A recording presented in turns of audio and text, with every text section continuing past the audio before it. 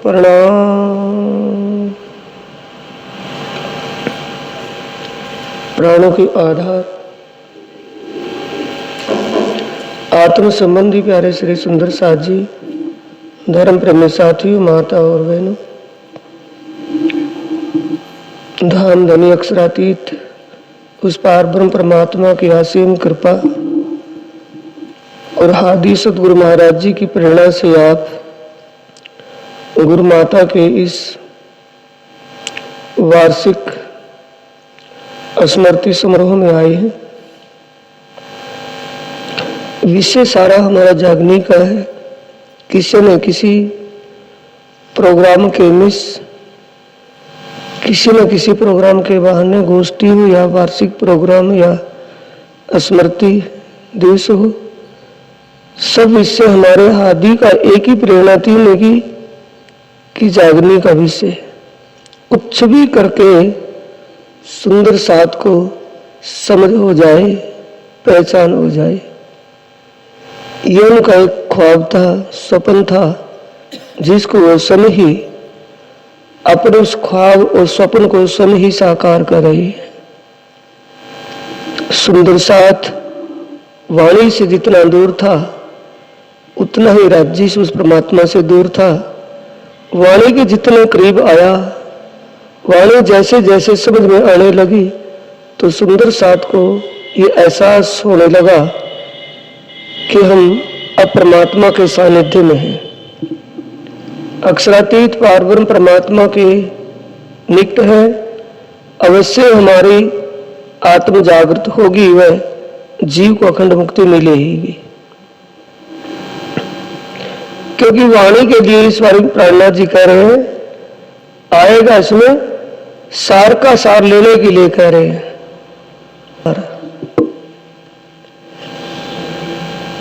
सारना सारसु बंद बांध जो करजो नित नवनो रंग, नहा जो माया माहे कोरा रह जो छूटता आयस जिम न आवे रे अंग।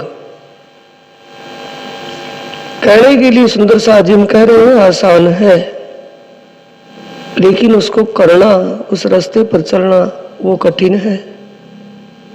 जल में नहाइए कोरे रहिए जागिए माए सुपन, कहने में तो कोई भी प्रभाव नहीं पड़ा, लेकिन करना कठिन है। पानी में रहकर पानी के एक सागर में जाकर के कोरा मुश्किल बात है, पर ये धनी की कृपा से हो सकता है। सबसे पहले ही रास ग्रंथ में चौपाई में आया है, ए माया चेती बलवती उपनी छे मूल धनी थकी। चौथी चौपाई है। इससे पहले तीसरी चौपाई में कहा है, कृपा करो छो अमृत धनी सिखापन देव छो अति घनी, ऐनिस लो छो हमारी सार तो मोहजल उतर सो पार। चौथी चौपाई में कहा है, ए माया छेती बलवती उपनी छे मूल धनी थकी। हे धाम धनी अक्षरातीत परब्रह्म परमात्मा, ये माया आपके इशारे से ही काम कर रही है। आपका ये हुक्म का स्वरूप माने, आपकी इच्छा का स्वरूप माने। जब आपके संकेत से चल रही है, ये तो एक कार्टून है, आपके हाथ में इसका रिमोट है, तो आप ही के हुक्म से चलना, आपकी मर्जी से होना। जो कुछ भी दुनिया में हो रहा है सब उस परमात्मा की कृपा से हो रहा है। ये पता किससे चला? इस वाणी से। इस वाणी से दूर रहने से क्या होता है कि उसने ऐसा कर दिया, उसने उसके लिए ऐसा कर दिया, उसने उसके लिए अच्छा किया, उसने उसके लिए बुरा किया। ये हमारी स्वप्न की बुद्धि की सोच है। जागृत बुद्ध से जब समझेंगे तो जागृत बुद्ध का ज्ञान क्या कहता है? ए माया छेती बलवती उपनी छे मूलधनी थकी। हे धाम रानी, ए माया आपके इशारे से ही काम कर रही है, आपकी मर्जी से ही प्रकट हुई है। उपनी छे मूलधनी थकी। आपकी कृपा से पैदा होने का मतलब आपके संकेत से ही करती है। मुनि जन्मे मनव्याहार शिव सनकादिक न लहे पार। मुनि बड़े बड़े ऋषि मुनि शिव भगवान शंकर आदि ज्ञान के थम सनकादिक आदि ब्रह्मचर्य में डूबे हुए सुखदेव आदि को भी इस माया ने ठग लिया। माया का ठगने का मतलब है परमात्मा ने भी उनके भक्ति ज्ञान आदि के बल के अहम को समाप्त किया है।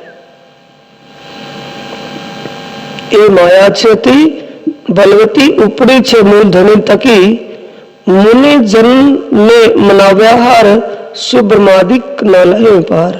इससे पहले फिर कहा है चौपाई में तीसरी में ही कृपा करो छो अमज तणी। हे धांधनी आप हमारे ऊपर विशेष कृपा कर रहे हो। कृपा करो छो अमज तणी शिखापन देव छो अति घड़ी। आप इस जागृत बुद्ध के ज्ञान से हमें जगह जगह शिखापन दे रहे हो। हर मोड़ पर हर पल इससे हमारी खबर ले रहे हो।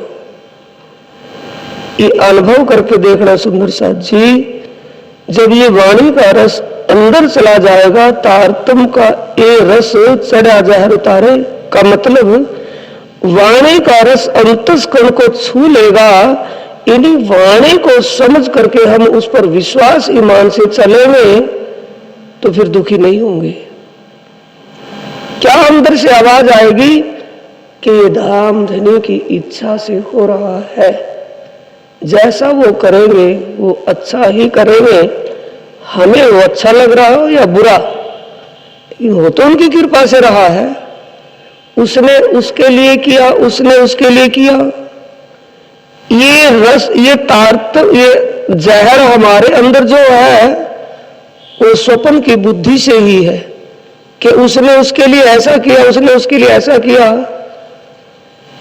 और ये जागृत बुद्ध से पता चल गया हो कि कोई नहीं कर सकता, सब परमात्मा के हुक्म से ही होता है।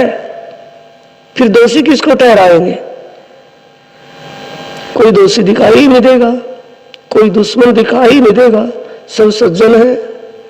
क्योंकि उनके द्वारा उनके निमित्त तो कर रहा परमात्मा है। तो इसलिए सुंदर साथ जी वाणी के सानिध्य में आने के बाद ही उस प्रियतम की शोभा और उसकी लीला हमारे हृदय में बसेगी। तभी आपका अवतारतम का शब्द सच्चा सार्थक होगा। जब ए सुख बोलते हैं ना तारतम के जाप में, जब ए सुख अंग में आओ ही तब छूट जाए विकार। कौन सा सुख? दुख क्या है? हम अज्ञानता के कारण भ्रम में डूबे हुए दुखी है, दुख कहीं नहीं है। उस पर अभी आप कीर्तन के द्वारा सुन रहे थे, एक ही लाड किया।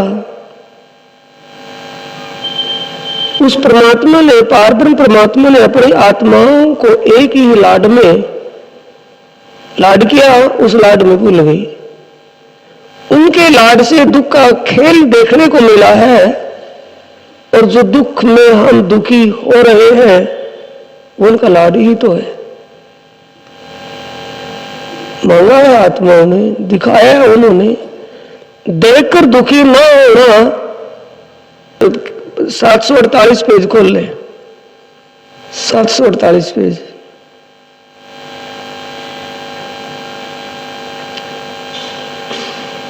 इस वाणी का मंथन या वाणी को ना समझने के कारण ही दुख है, वैसे दुख नहीं है।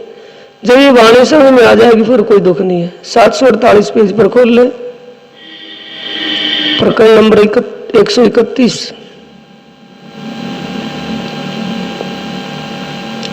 131 की तीसरी चौपाई को पढ़नी। देखिए क्या बोल रही है तीसरी चौपाई। सुख ने रखो पे दुख वीटिया छे। सुखले आंखों पे कौन सा? अखंड सुख। मरने जीने से बचने के लिए अगर हमें चलना है, हमें कुछ करना है, तो उसके लिए दुख सहन करने पड़ेंगे, अनेकों दुख दिखाई देंगे, लेकिन हमें क्या चाहिए? अखंड सुख। सुखले रखो पे दुख वीतिया छे, लेवाए नहीं। अगला चरण क्या है? लेवाए नहीं केने काचे जन। काचे जन का मतलब जिनका ईमान नहीं होता, जिनका ईमान कच्चा होता है, वो अखंड सुख नहीं ले सकता। सुख कौन सा लेना है? मिलता है सच्चा सुख भगवान तेरे चरणों में। अगर हमें सच्चा सुख चाहिए और वो पता चल गया, वो सुनने को मिलता है, कहने को मिलता है भगवान के चरणों में, तो भगवानों का भगवान, ईश्वरों का इस पारब्रह्म परमात्मा वो सत का मालिक है, सच्चा सुख देने वाला है। वो भी हमें पता चल गया। जागृत बुद्ध के ज्ञान से पता चले, स्वप्न की बुद्ध में तो पहले भी हम दुनिया के बहाव में ही बह रहे थे। श्यामा जीवर सत्य है सदा सत सुख के दातार। श्यामा जीवर का मतलब अक्षरातीत पारब्रह्म परमात्मा जो सदा अखंड सुख के मालिक हैं, सदा रहने वाले हैं, उन्हीं के चरणों में सदा रहने वाला सुख मिल सकता है। तो उस अक्षरातीत पारब्रह्म परमात्मा को पाने के लिए, उनके चरणों को पाने के लिए, अखंड सुख पाने के लिए जो चलता है उस रास्ते पर, विचारने की बात है सुंदर साथ जी। जो उस रास्ते पर, सत्य के रास्ते पर चलता है, उस सत्य के रास्ते पर चलने में विचलित करने के लिए अनेक बाधाएं खड़ी होती है या नहीं होती है या नहीं?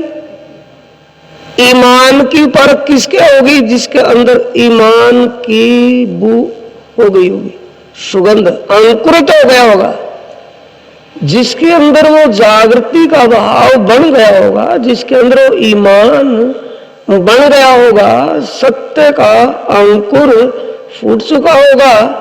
उस अंकुर को दबाने के लिए, उस रास्ते से विचलित करने के लिए अनेक प्रकार की बाधाएं सामने खड़ी हो जाती हैं। और जिनका विश्वास दृढ़ नहीं होता, ईमान पक्का नहीं होता, वो उस सत्य के रास्ते से विचलित हो जाते हैं। क्योंकि सत्य के रास्ते पर चलने के लिए सच्चा सुख मिलेगा या झूठा? सच्चा सुख मिलेगा। सूरधीर हंसे खरो खोजी। खरो खोजी का मतलब पारखी। खरो का मतलब सच्चाई को, खोजी का मतलब सत्य को अनुभव करने वाला, सत्य को पहचानने वाला।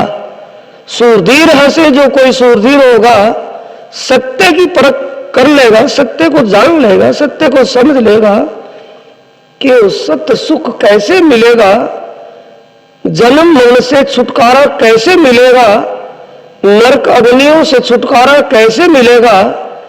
जिसको वो बात अच्छी तरह समझ में आ गई होगी, उसको समझ लेगा,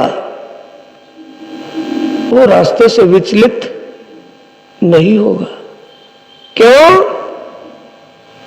संत कबीर जी ने स्पष्ट कहा है अपनी वाणी में, और इसी को प्राणनाथ जी के शास्त्रार्थ में भी लिया गया है, आया वहां कि पाप पुण्य करे मन। पाप पुण्य करे कौन? आवागमन पढ़े कौन?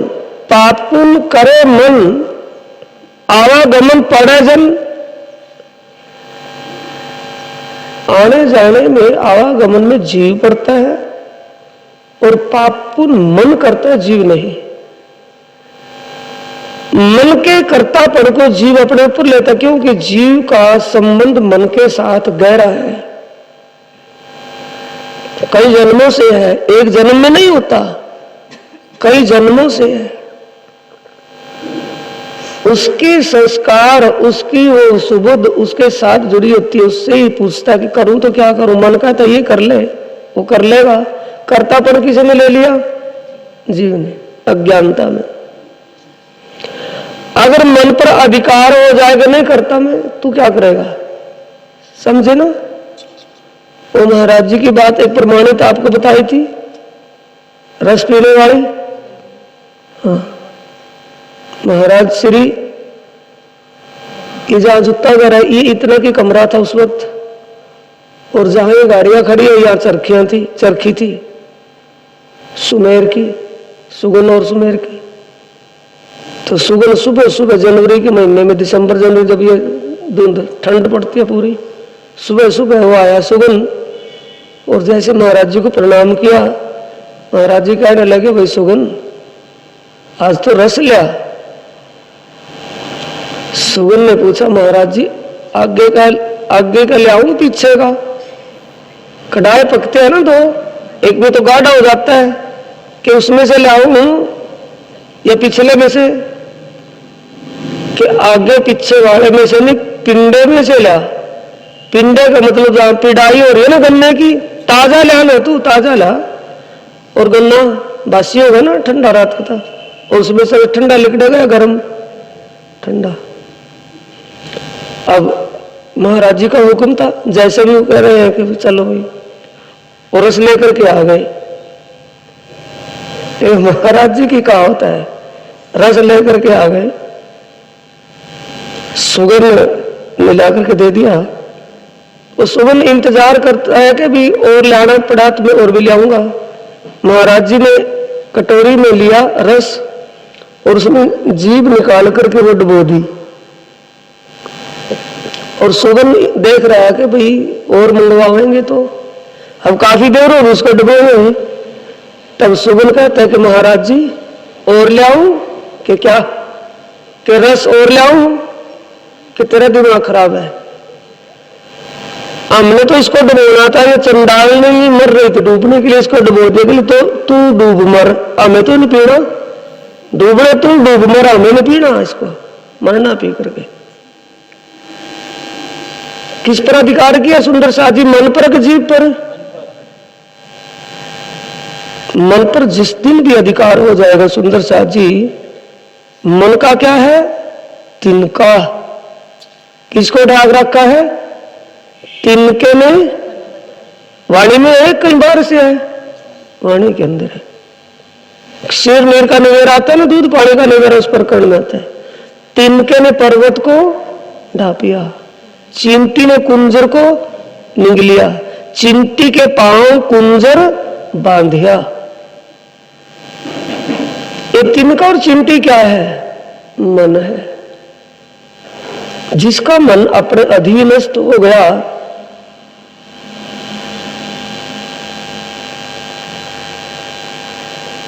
उसने समझ लो उसी को पा लिया जिसको पाना था। मन का ही पर्दा है।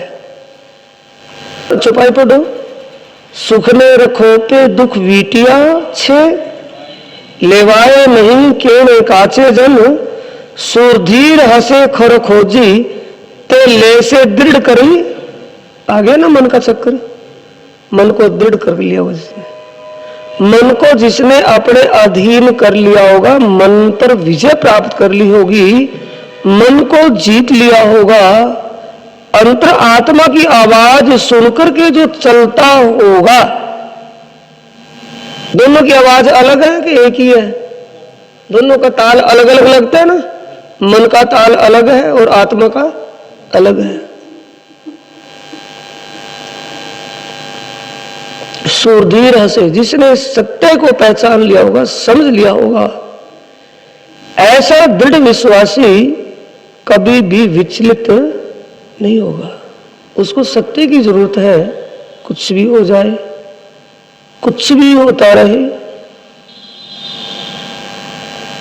आके एक भजन गाने में सुनता था, अब मेरा क्या करेगा कोई रे, मैं तो तेरी हो ही रे। ऐसा कोई भजन मैंने सुना है कहने में तो आसान है ना, आसान नहीं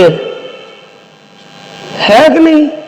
और क्या करेगा कोई, जब वो कहते हैं ना करना तो बाकी रहे उनका, करना तो फांसी देना है, और कहना क्या है कि नहीं भाई, बरादरी वाले, परिवार वाले, सगे संबंधी क्या कहेंगे, और फिर जो कहता है ना कि मेरा क्या करेगा कोई रे, फिर उसकी जान को बनती है, फिर होता है कोई रे।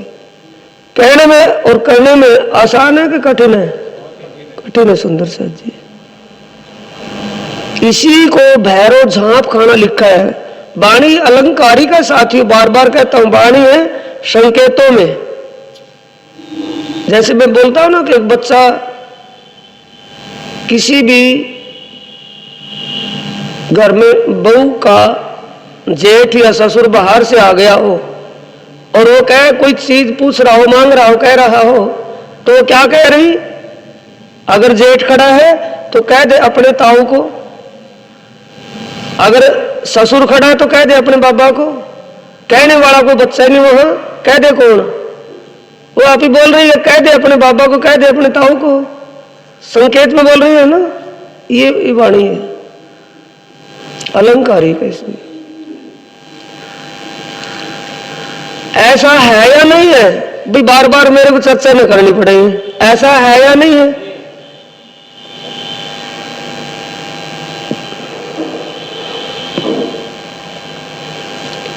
इसलिए मैं स्वरूप साहब सामने खुलवाता। फिर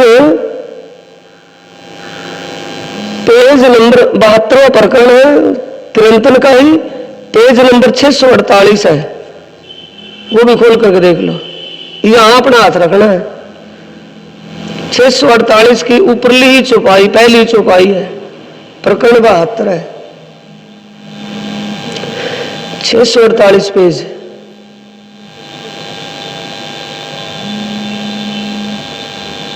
मिल गया?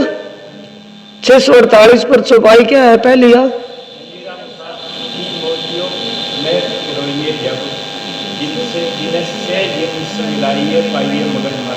तब मिलेंगे मगज मायने। शब्दों के अर्थों में मगज मायने नहीं मिलने वाले। लिंक जोड़ना है वाणी का, कौन सा चरण कौन से लिंक करता है वो जोड़ना है। भले उसमें चौपाई में तो 4 चरण है ना, 4 पावे है नहीं, 4 चरण है। देखो बताऊंगा आगे। इसी पेज पर 648 748 पर 648 पर ही है, 748 हमने खोल ही रखा है। 748 पर ये देखना है 9वीं चौपाई को। मंदिर मालिया अनेक निपाओ, पहले चरण है ना, इसके तीसरा चरण पकड़ो जब खुलेगी चौपाई। दूसरा नहीं, मंदिर मालिया अनेक निपाओ, अनेक उपाय करो कई बीजा, ए साधन सर्वे जमपुरी। मंदिर मालिया अनेक निपाओ, अनेक मंदिर महल अटारी बना लो, दूसरे कितने भी उपाय कर लो, भक्ति साधना, ए साधन सर्वे जमपुरी। सारे साधन कहा के यमपुरी ले जाने वाले, मरने जीने में लाने वाले, कुछ भी कर ले। मंदिर मालिया धर्मशाला बनवाते नहीं है, नहीं बनवाते। मंदिर बनवाया है, ऊपर नेम प्लेट लगा दी कि फलाने सेठ ने मंदिर बनाया है, फलाने सेठ ने धर्मशाला बनवाई है, फलाने सेठ ने ये तीर्थ बनवाया है स्थान जिलने के लिए, ये लिखते हैं वहां। अनेक उपाय करो कोई बीजा, और बीजा का मतलब दूसरे और कितने भी उपाय कर लो, ए साधन सर्वे जमपुरी, यमलोक ले जाने वाले हैं। अब दूसरे चरण को पकड़ लो, इसको अलग ही अलग है, मैटर अलग है इसमें। पण भरू एक तेज दो भरी, पर दो एक अनकोश एक जलकोश, ये भरने का है मामला। तो भाई शरीर को चलाने के लिए कुछ न कुछ इसमें भरना, अन्न की जगह अन्न या कुछ भी खाना, पानी, इससे ज्यादा कितना है? सारा क्या है? इससे ज्यादा अगर हम पेट भरना है, दाल रोटी से भी भर सकते हैं, दाल का अगर बजट नहीं है, नमक और रोटी से भी भर सकते हैं। नमक रोटी छोड़ करके, दाल रोटी छोड़ करके 3-4 सब्जियां और अनेक प्रकार के सलाद और अचार सारे कहाँ ले जाने वाले हैं? यमपुरी का साधन कुछ हो रहा है, ये मैटर है इसमें।